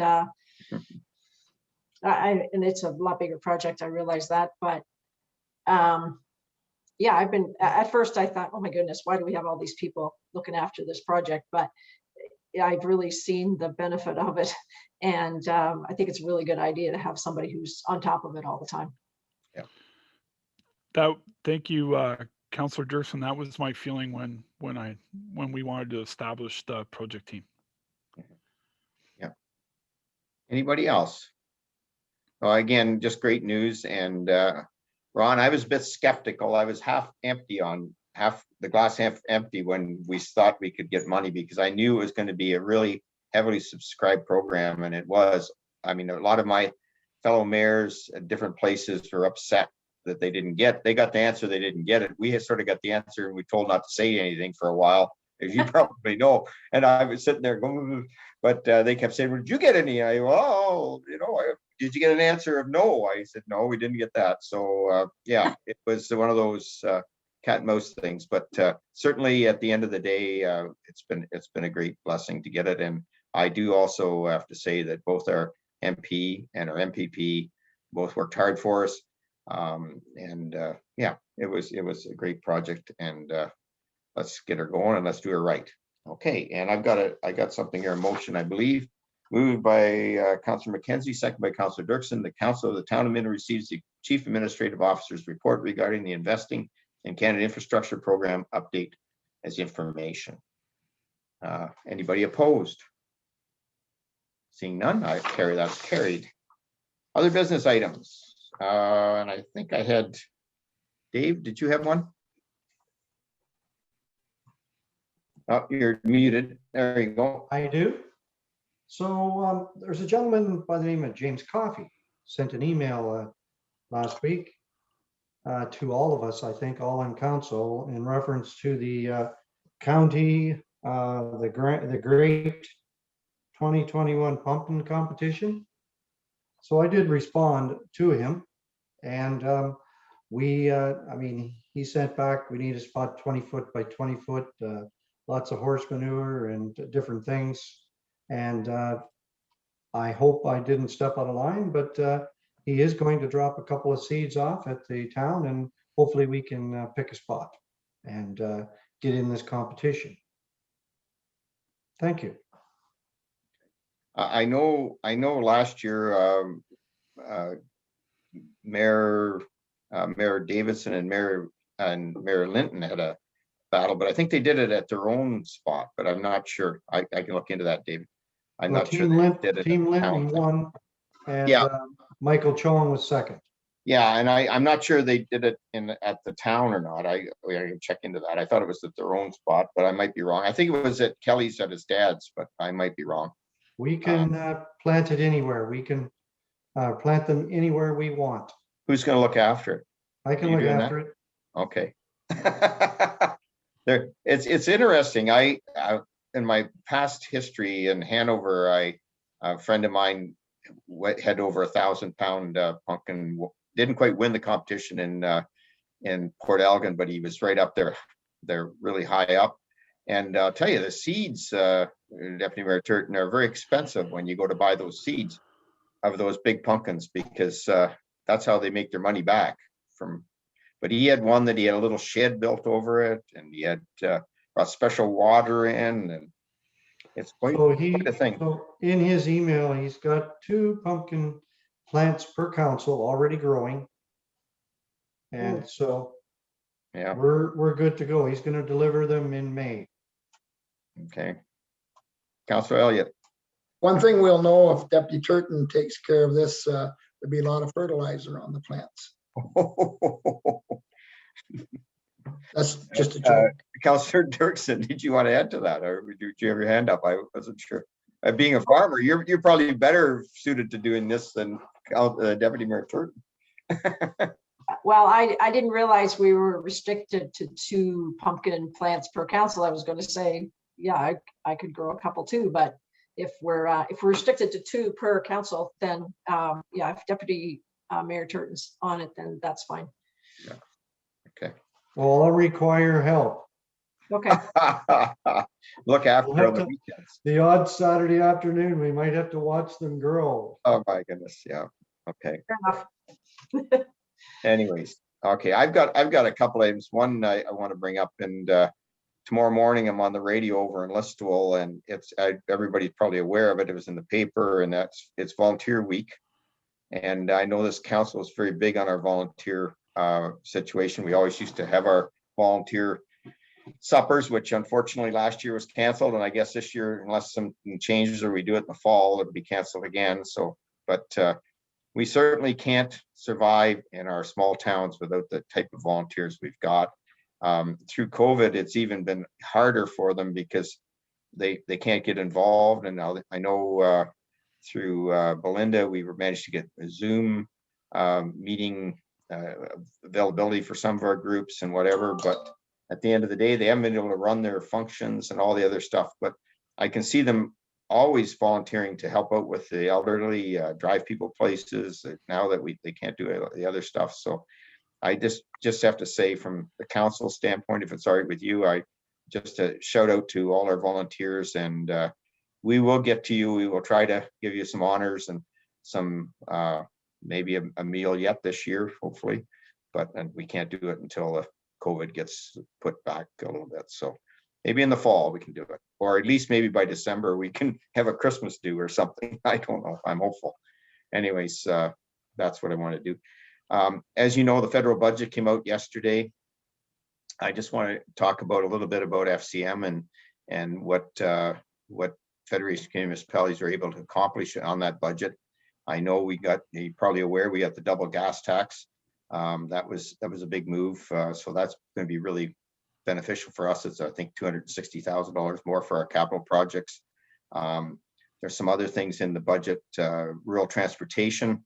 I was really pleased the fact that I had a meeting with Minister Monsef with the Rural Caucus for FCM, and she talked about our project. In fact, our project, Ridewell project, was actually centerpiece when they did the announcement of the $250 million for rural transportation that Yana Burns was able to explain our Ridewell program.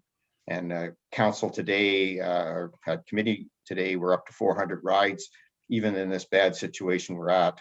So I'm hopeful that maybe some money come back down for that and maybe expand the Ridewell program and going forward. So that's a good news story. There is some money in the budget for mitigation, flood mitigation and stuff. So hopefully we'll get our treasurer on that and see if there's something that we can get. I don't know if we can get $23 million and do the river thing, but we'll see if there's anything in there for that for us as well.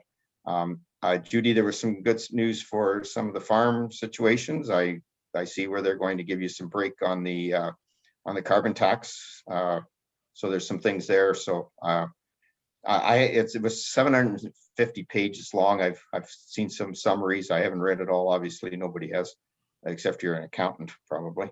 But anyways, there's some good things there, and they've actually are looking at the world in a bit of a rural lens, which is kind of nice to see. So as we get more opportunities, we'll let you know what transpires under that. So that's about it for that. Anybody else got anything now that we've going through? All right. Okay, and then moved by Councillor Gunson, second by Councillor Elliott, the Town of Minto Committee of the Whole convenes a regular council meeting. Anybody opposed? Hearing none. Good. And next up, we have notice of motion. And Annalene, do you want to just go over that a little bit? Did you want to go over the rules on this? Because we all get these many times, so just everybody knows the rules. Okay, thank you. Thank you, Mayor Bridge. So a motion to reconsider must be made in writing, which Councillor Mark McKenzie did provide last week, noting that it would come on to this one. No discussion of the main question shall be allowed unless the motion for reconsideration is passed by a 2/3 majority of all members of council. So that would be 5 members of council. Nor shall any question be reconsidered more than once. So this is your one time on it. Debate on the motion for reconsideration must be confined to the reasons for or against reconsideration only. So there's no other discussion to go on at that time. So the motion was made by Councillor McKenzie that the Council of Town Minto reconsider the sale of Beehive Park as passed in motion 2019-252 on December 3rd, 2019. So Councillor McKenzie would need a seconder, and then there could be discussion, and only again on the motion for reconsideration. And through you, Mayor Bridge, Councillor Dirksen has a question. Go ahead, Councillor Dirksen. Nope, I'm seconding. Oh, sorry. Okay. That's what I thought you were doing, but okay. All right, so it's on the floor. Okay, and now do we do the vote now, Annalene, and then the discussion, or what's the? Well, you can't really do a vote. I mean, there is the only debate that's allowed is it must be confined to the reasons for or against reconsideration. So if anyone wishes to discuss it, they could, just those points, and then you would put it onto the floor for the vote. Okay, Judy? Okay, I'm sorry, I didn't realize that we would be able to have any discussion, but since we are, yeah, I think this is important to reconsider because we have a number of people in our community that there were a lot of balls dropped by us as a council in a town, and some miscommunication and some misunderstandings. And so I would just like to be able to see this go through to allow a little bit clearer communication with the people who are interested in keeping it, and make sure that we're doing the right thing, because I feel like we kind of went a little bit fast. Okay, anybody else want to make any comments? I guess my only concern is I know we did had some discussion on it, and unfortunately, I think what's happened too with COVID, it's although it went fast maybe at the beginning, Judy, it's gone really slow since. But at the end of the day, here we are. So I guess we'll call the vote. No, Mark. Sorry, Mark. Councilor McKenzie. Yeah, the reason I brought this forward again was I was approached by some individuals from the Beehive delegation, and they were asking if we'd reconsider keeping the park open as a public roadside park. So I've done that, and I guess we'll see what how the vote goes. Yeah, and as I said, Mark, I think the reason it didn't get back sooner than this was the COVID, and we were in kind of a, so hopefully you've mentioned that to them. It wasn't like we did. Thank you. Yeah. Okay. All right. So we'll call the vote. Of course, Deputy Mayor Turton. Yeah, can we have a recorded vote? Yeah, I would think we should. Yeah. Okay. Okay, I'll start off with Mark. Yes. Jean. Sorry, Jean, you're muted. Yes. Okay, Judy. Yes. Jeff. Yes. Ron. No. Deputy Mayor Turton. Yes. Okay, that's I'm a no, by the way, just so you can let you know. So okay, I guess it goes back. And at this point in time, there's no discussion, I would think, because sorry, I should ask Derek, what do we do at this point? Through you, Mayor Bridge.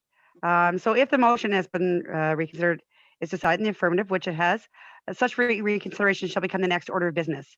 So unless someone wants to make a motion to call for a future date to do this. So it's like the question to be reconsidered may proceed as though it had never previously been voted on. Oh, okay. So do we have I know we had a staff report on this, Derek, and everything else. Like I haven't gone back to that, and go ahead. What's your thought? So through you, Mr. Mayor, members of council. So given the inordinate amount of public interest in this particular topic, I would not recommend that you deal with it tonight, because you wouldn't obviously give folks enough time to understand what your decision was. So I would turn it back to council to determine at what point would you like to bring it back and to have it back on the agenda for discussion. Yeah, go ahead. Sorry, Mr. Mayor, you would need a motion. Yeah. To that extent. Right. Judy? Does this open it up for staff to talk to the Beehive group, or like what does staff need before we would bring it forward? So through you, Mr. Mayor, so you would have to debate. So right now you're reconsidering the motion to sell. That still stands. So you have to do one of two things. You have to either reconsider the sale and refer it back to staff, right? Or reaffirm your original decision, which was to sell. So those are the first two things you have to address. I don't know if you'd want to address it tonight, as I said, because people that are watching didn't know you were going to other vote in the affirmative or not. So you would have to have that conversation again, because that's what you're reconsidering. You already have a sale, for all intents and purposes, resolution done. What you voted on tonight was to talk about it again. Yeah. So what you're bringing back at a later date is probably, it'll be on the agenda. So you would have an opportunity for delegations to appear before you. You would either reaffirm that sale or do something different. That's the choices you have before you. Councilor Anderson.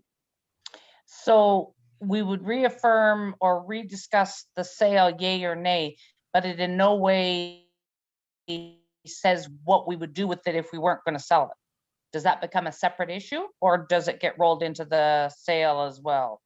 So if you were to decide that you don't want to sell it, you would probably have an amendment to that motion that tells staff what you want us to do with it.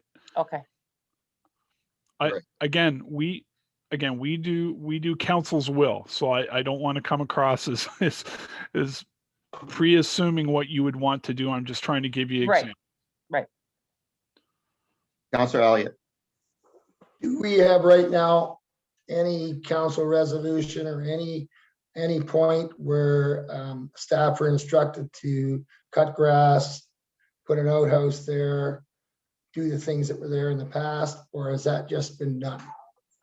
Or do we have to instruct staff to be able to go do that again? Or is everything just going to be at a standstill? Nobody's going to do anything until we decide whether we're going to operate it, or who's going to operate it, who's going to take care of it, who isn't taking care of it? What do we do? So through you, Mr. Mayor. So in fairness, this happened over a year ago now. So again, you have to reaffirm you already have a sale resolution in place. So given that sale resolution, my understanding was, because I wasn't exactly here when the first one went ahead, you removed certain assets from that particular park. And that staff further didn't continue any operating activity on that park. Right. So it would maybe make sense that if you determined that you would like to do something different on the operations and programming of that park, it would come after you've made the decision on whether or not you're going to still sell it or not. And that would be in a form of a motion directing staff to do certain things. That could be an array of things, Councillor Elliott. It could be, come back to us with an operating plan, what the budget would be, all those types of things, or do something different. So even right now, to be honest with you, like with COVID being where it is, I would not recommend we put back a portable toilet. And I noticed they don't even have the gate open at the MTO ones because of the COVID. And they don't have any garbage cans. They don't have the gates open. So we can't close the gates. So I would think for now, we got some time. But again, I don't know. At one time, it was sort of talked about whether the Beehive group was going to take over the running of it. So I don't know where we are at now, and I understand that. And so all we're really doing, we weren't actively selling it at this moment in time either. We didn't put a for sale sign on it. Anyways, go ahead, Judy. Yeah, I just wanted to say that last year the town did cut the grass as part of the I think it's still cutting the grass. Part of the tender or whatever. So, I mean, we're going to need to cut grass really soon. So I would suggest that we continue doing that, because whatever we're going to do with it, we need to look after it. So that would make sense to me. I don't know whether staff picked up garbage there last year. I know neighbors picked up garbage. Some There's no garbage pails last year. And no, I know, but there was still garbage. Just because there's no garbage pail doesn't mean there's no garbage. Oh no, for sure. And I'm not going to guarantee there's a cornfield right next door for washroom facilities this year either. So I don't know what we're going to do about that. But anyways, because there was a well-worn path into the cornfield, let me tell you. And as far as the MTO lots, I know that last year they actually went out early and put in the porta potties in those places and in those parks, and they put hand sanitizer and so on and so forth. So I don't know. I mean, I was just astounded at how many people stopped there without a washroom facility last summer. So anyways, I think the important thing right now is to get the grass cut or to continue to cut the grass under the thing. I think for liability purposes, even if somebody does take it over, I think it'd be a good idea to continue to have the town cut the grass. And the amount of money that it cost us, and I can't remember what it was, but it runs in my head, it was $500 or $600 or something like that for that park for the whole summer. You know, I mean, that's really not very much money when in our big picture, I made a comment today that we waste more than that, you know, in many ways. So I think it'd be a good way to spend $500 or $600, whatever that amount is. But certainly I think we should have a staff report come back with some information on operating costs again, because we had that, but it may be different now too. Go ahead. First of all, Derek, did you want to speak to that? And then I'll have Councillor Elliott, and I think Councillor McKenzie, I think, had his hand up. And Deputy Mayor Turton, I'm not sure. Okay, go ahead. If I could, thank you, Mr. Mayor. So we are obligated to ensure that any assets that we currently own in our ownership are maintained. So we would endeavor to do that. However, I'm a little confused in your direction to staff when right now the current resolution is to sell. So I think by way of process, I think you have to deal with the issue of sell first. And then if you want a further staff report on other items as it relates to it, we're happy to do that. But I think you have to deal with that resolution first. Deputy Mayor Turton. Oh, sorry, Councillor. I had Councillor Elliott first, I believe, and then. Sorry. I just wanted to comment on that $500. You're right. It's absolutely nothing to operate that. I agree 100%, but the loss of probably 150,000 we could have put into other rec programs within our community, and probably for more people than what it is that'll from the town of Minto that'll be going into that facility far outweighs the $500 that I'm concerned about. I'm not concerned about that at all. Okay, Deputy Mayor Turton. Thank you, Mayor Bridge. So that's all well and good. So I would like to put a motion on the floor then that we can reconsider the sale. Is that, and you can help me wordsmith this. I think you're searching for a motion. And then we will have our staff come back to us with an operating plan. Derek? You can certainly put that motion on the table. You would need a seconder, and Annalene can help you with that with that motion. Mark, are you seconding that, or you have a question? So go ahead. I'll second the motion. Okay. All right. So that the town of Minto Council reconsider the sale of Beehive Park and direct staff to come back direct with an staff operating to, yep. Will that get us where we need to be, Derek? It would certainly bring you back more information for you to discuss it again, for sure. Okay. Oh, sorry. Mark, Wait till if the motion passed. I'm just wondering when we can get it on the agenda again. Okay. That's I've got the motion there. I guess we'll call the vote on the motion. Okay. Did you want to have a recorded vote on this one, or just as regular vote? Yeah, we can have a recorded vote. If you don't mind. No problem. Mark? Yes. Jean? Yes. Judy? Yes. Jeff? Yes. Ron? No. Deputy Mayor Turton? Yes. I'm a no. Okay. It's back on, and I think that's the route to go, and we'll get a bit of a report. Now, Mark, to your question, can we have staff look into it for us? I don't want to rush it to next meeting because we have lots on the agenda, but like, can we do it? Like, we're looking after it now, so can we do it for May?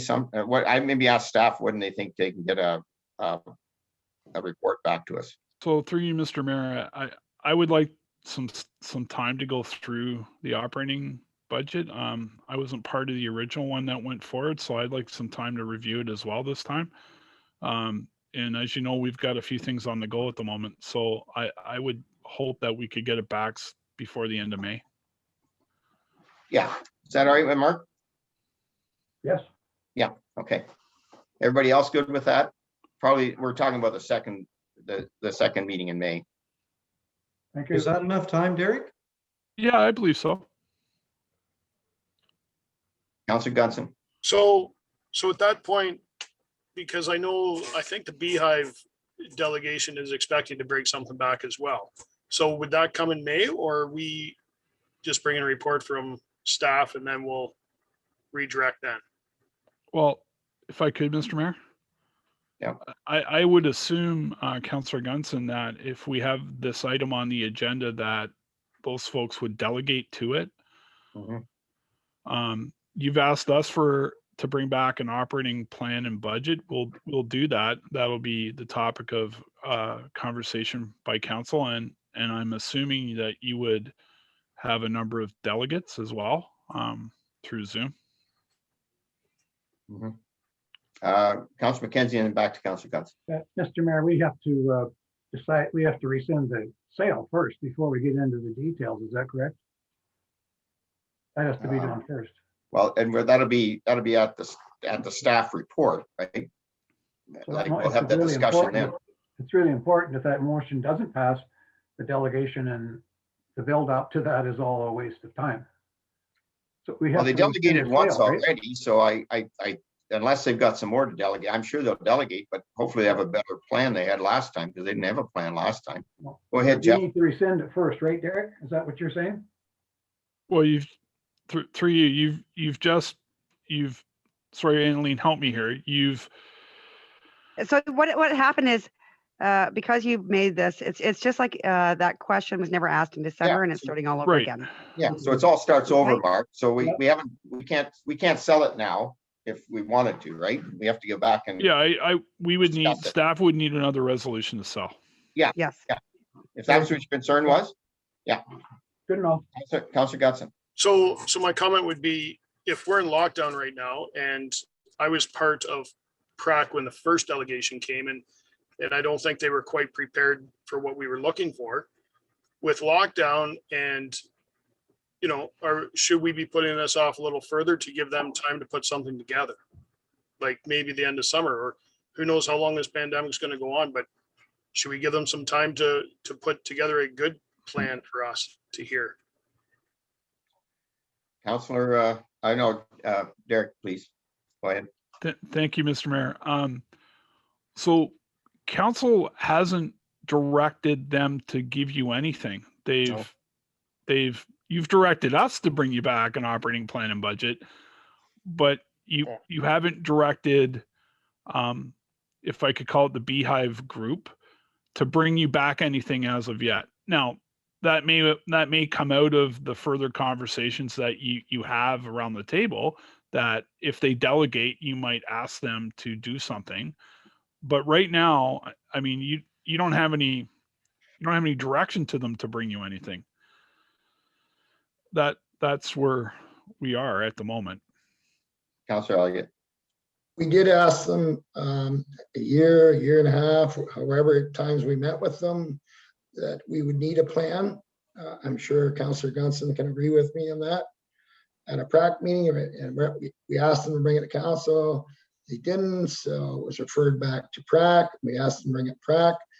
And at PRAC, there was no real plan put together. It was talked about heritage and such like, but there was nothing other than they were going to put a sign on the property to show what was happening in the town of Minto.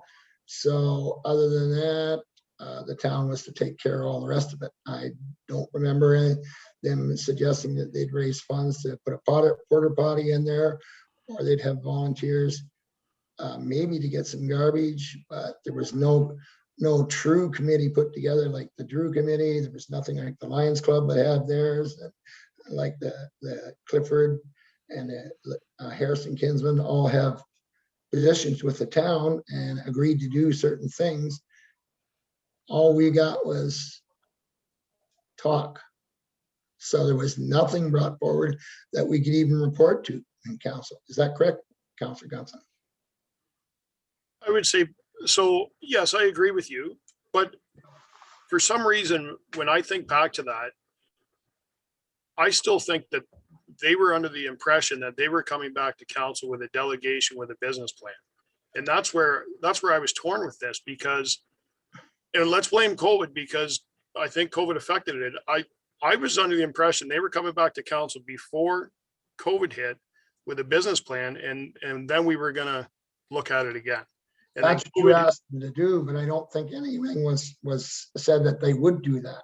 But because I think COVID started and we weren't meeting live, and it was virtual, and it was phone calls, and I think it just got put on the back burner and nothing ever happened. Deputy Mayor Turton and then Councillor Dirksen. Yeah, so I think we need to relate to these folks that they have an opportunity here. They've spoke out. They're interested in supporting us on this park, and it's their turn. Councillor Dirksen. So I apologize because I had no idea we were going to discuss this to this extent tonight. So I am not as prepared as I want to be. But my recollection of the PrAC committee meeting, PrAC meeting, was that they had a document, and I'm pretty sure that we can find that and share that back with our staff. And there was a heap of ideas in that document. It may not have been put together as a business plan, but if you remember the meeting in January, Derek Thompson's first meeting, I believe, as CAO, it was decided that it would go back to the PrAC committee, and the PrAC committee would come up with a recommendation for council. And then somehow between the time of that meeting and the PrAC meeting, that had changed, and the PrAC committee was not going to be bringing a recommendation to council. So this is just one of the miscommunication things. And I understand totally why Chair Elliott said we can't make a recommendation to council. I totally get why that happened, but we kind of maybe have a little bit better understanding of the formalities that we have to live under. When you get a group of avid volunteers that really want to do something, they maybe don't have that understanding. And I think that we perhaps did not help to teach them or to guide them along on things that they could do. There's just all kinds of ideas that they have in a couple of different documents that we have copies of. So, and the term business plan, I don't think that ever showed up until that PrAC committee meeting, or maybe even after that PrAC committee meeting. And these are people who build business plans, like they need help with that kind of stuff. So, anyways, I think they need to be heard. Yeah, we do. We all do. So I think they need to be heard, and I think that we owe it to them to give them a chance to bring forward some of those ideas. And really, maybe it's partly the pandemic, but I think really what they'd like to see is have the park operate as a park, and have the grass cut. They would pick up some garbage. Someone else would look after the flower bed that's there. They definitely want their rock back, because that was hard work by a volunteer committee that was kind of snuffed out on them. And so anyways, those are the kind of things, but I don't want to speak for them either. So anyways, that's where I'm sitting, and I think we need to chat about this at a later date, obviously. So Judy, on that, do you think, and maybe we are rushing it if we do it, and maybe make it into June to give it, maybe Jeff has a point there.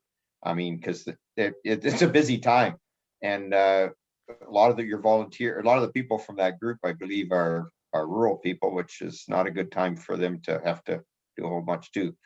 We'll keep cutting the grass. I have no problem with that. As Derek said, we've been doing that all along. We never stopped keeping the grass cut. So anyways, I just thought if it's up to you guys, if you want to have it in May, at the next one in May, or you want to wait till the June one, I don't know. Go ahead. Through you, Mayor Bridge, if I can. Just to let you know that it was March 4th that they attended the PrAC meeting. And as a part of the minutes, there was no actual motion made during the minutes.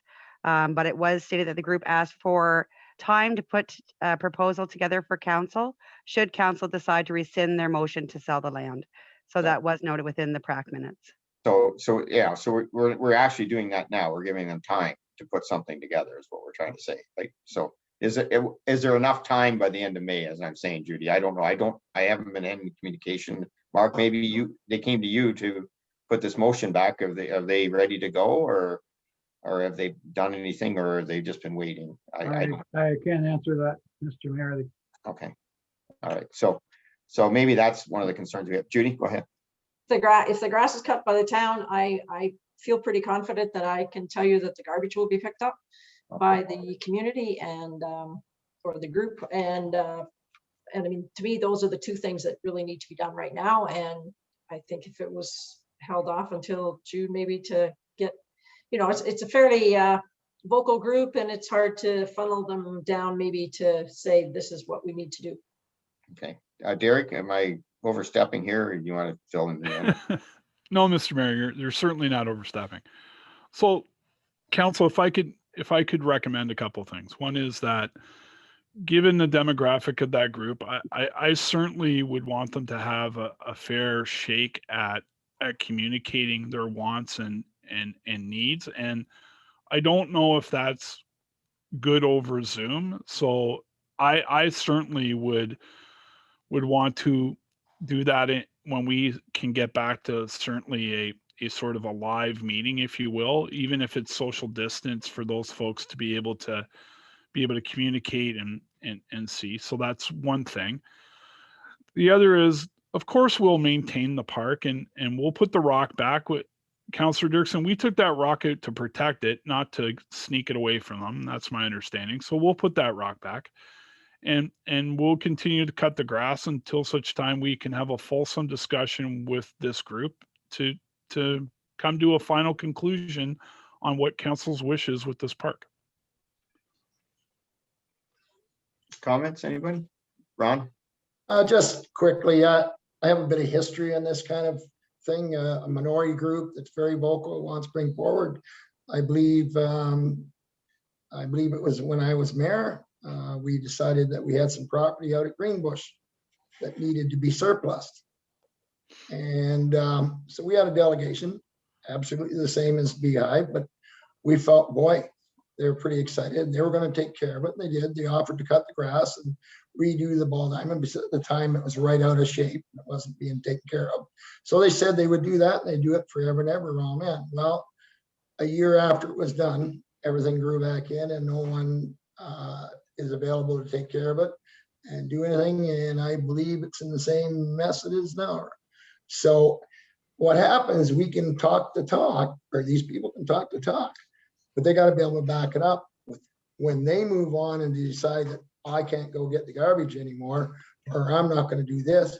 They have to have somebody to come back in and keep fulfilling those duties if that's what they're going to do. Or let's instruct town to take care of it all by ourselves and won't worry about volunteers. But that's what happened in Greenbush, and I can see it happening again. Deputy Mayor Turton, and then Councillor Anderson, then I think we'll cut her off. Go ahead. Mayor Bridge, you alluded to the point a few minutes ago about volunteers. I mean, our whole system is all about volunteers. And I mean, if we've got a group that is stepping up and saying, we've got volunteers all over the township, all over Minto here. And if these folks are stepping up and saying that they want to be a part of it, then we need to listen to them. Yep, I agree. If they're a volunteer, they should step up. Yeah, Councillor Anderson. I would just like to say, I don't know that it's we need the group of volunteers to keep the park going. Clearly the park, and I had no idea the significance of this piece of property to the members of the community. I didn't grow up here. My kids didn't go to school there. And, I didn't have that connection. I didn't have that knowledge. But I think we need to look at it as a separate issue is, do we keep the park as a piece of property because it's so important to so many people? And there were certainly some valid points brought forward, volunteering aside, about the importance of the park as a place to stop, a place to have lunch, a place that you could stop and use the porta potty. I don't think it should be contingent, but we can have this discussion later about whether there are volunteers or not. The basic issue is, do we keep the piece of land or not, based on its significance to people and its importance to people, and then we can determine who's going to care for it. yeah, I don't think there's a requirement that volunteers must take care of it in order for it to absolutely be not. maintained. And when we voted on this, I would assume that the town would be taking care of it forever and ever, amen. Right. Yeah, so anyways, good discussion, but I think I'll leave it maybe up to Derek. What's your thoughts on Derek's point? I kind of do feel that it's hard to do a good delegation on Zoom, but if COVID is still with us till the end of the summer and we can get into this discussion in person, that'd be kind of nicer to have, but if everybody's all right with that. We're not selling it now, so at this point in time, so there's no problem there. Councillor McKenzie. Just quickly, Mr. Mayor, I think if council decides the town doesn't want to care for it, then that group should come forward and volunteer. Up until that point, we're talking tonight, I'm hearing tonight, we're looking for that group to come and look after it, but we haven't decided whether the town wants to keep it or not. Well, I I know what you're saying, Mark, but I said there was a staff report a way back when that sort of said that they didn't want it, we didn't want to keep it. So that's how we got this started in the first place. And then the group came afterwards, which is fine, because when you do that type of thing, they weren't ready and they came later. And then that's when we tried to give them time to come back with some proposals. And then I have to say, COVID kind of messed it up, because normally this would have been done within a fairly decent amount of time. There would have been more discussion, and then it would have happened, and then we would have been in this situation. But again, we're not anywhere near out of COVID yet. So is there a rush? I mean, if we just leave it the way it is for now. It ran all last summer like that, and I didn't realize, Judy, that people were picking up the garbage. I drove by it a few times and didn't see any garbage, but and the cornfield thing, that's amazing. The cornfield thing, I never even thought of that. Just on a lighter note, I give them their $1 back, so. Yeah, I know. Yeah, did you give that $1 back? Okay. Anyways, so how do you want to leave this? I don't want to put the staff through a whole bunch of stuff when I mean, they're in a lot of stuff going on right now too. So, Airbridge, do you want to put in the motion a time sensitive thing like September, October, or what do you think? I wouldn't mind that, David, if that's all right, and that gives the group lots of time, because again, a lot of them, as you know, are in the rural areas, and this is their busiest time. So do you want to go with the first meeting in September? If we can we make it if we're able to meet personally? I would hope we would be by then, right? Through you, Mayor Bridge, we never actually gave we just directed staff to bring a report back to council. We did not actually give a time frame. Okay. So I mean, if that's what you, it doesn't, we wouldn't have to change. Can we leave it like that, Derek? Well, through you, Mr. Mayor, I know we didn't give it a time frame, but I think we did discuss bringing it back that second week of May. I think we did. That's why I think maybe it was a little rushed. That's why I'm thinking. So I have no problem with going to September. I think that makes a lot of sense. If that's council's wish, we'll absolutely do that. And we'll maintain the park in the meantime. I can put that in the motion. So why can't we decide whether the town wants to keep it or not, rather than that can be done in May. And then if we don't want to, then we can. Well, except the volunteer group can come forward. Well, like, why would we hang on 9 months or another 6 months and go ahead, we don't want it, you know? Through you, Mayor Bridge, I believe the point of this is to actually give them a chance to speak before council makes their final decision on that. That was the point, is that you guys had made the decision to sell the land, and then they came as a delegation afterwards. And I think they wanted an opportunity to delegate before you make that decision again, if you wanted to sell the land or not. Right. That would be my sense as well. Yeah, I think that's what I got out of it. Like, it makes sense. So can we do the motion for September? Is that all right with everybody? And hopefully we can be meeting in person. And that Are you wishing to make it when we meet in person or for September? Well, I would say if in September, if we can meet in person. If not, well, October. I mean, God, Lord. Okay with that. Got to be able to meet by then. Okay. Anybody opposed to that? Carried. Okay, good. But I would tell the group, if you're talking to them, Mark or whoever, or Judy, that they might want to get their heads going a little bit on it, and see if they're what they want to do, right? Yep. Okay. All right. That's what I got. Now where am I at here with my thing? All right, good discussion. All right, notice of motion. Okay, moved by Councillor Elliott, second by Councillor Mackenzie. The Council of the Town of Minto ratifies motions made in the committee of the whole. Anybody opposed? Carried. Okay. Moved by Councillor Anderson, second by Deputy Mayor Turton. Bylaw number 2021-25 to amend zoning bylaw number 0186 as amended by rezoning 21 William Street South, former Village of Clifford, Town of Minto, be read a third time and passed an open council seal of the corporation. Anybody opposed? Carried. Moved by Councillor Dirksen, second by Councillor Anderson, that bylaw number 2021-34 to amend zoning bylaw number 0186 is amended to allow the additional dwelling units be introduced, read first, second, and third time and passed open council and seal with seal of the corporation. Anybody opposed? Carried. Moved by Deputy Mayor Turton, second by Councillor Mackenzie, bylaw number 2021-35 to authorize the mayor and the clerk to execute a mural agreement between the Corporation of Town of Minto and LM Foods Markets Ontario Limited be introduced, read first, second, and third time and passed open council and seal of the corporation. Anybody opposed? Carried. Moved by Councillor Mackenzie, second by Councillor Gunson. The bylaw number 2021-36 to authorize the mayor and the clerk to execute the artist agreement be read first, second, and third time and passed open council and seal of the corporation. Anybody opposed? Carried. Moved by Councillor Gutson, second by Deputy Mayor Turton. Bylaw number 2021-37 to confirm actions of the council of the corporation of Town of Minto respecting the meeting held April 20th, 2021 be introduced, read first, second, and third time and passed open council and seal of the corporation. Anybody opposed? Carried. Moved by Councillor Elliott, second by Councillor Dirksen. The Council of Town of Minto adjourned to meet again at the call of the mayor. Anybody opposed to that? Looking good. Passed.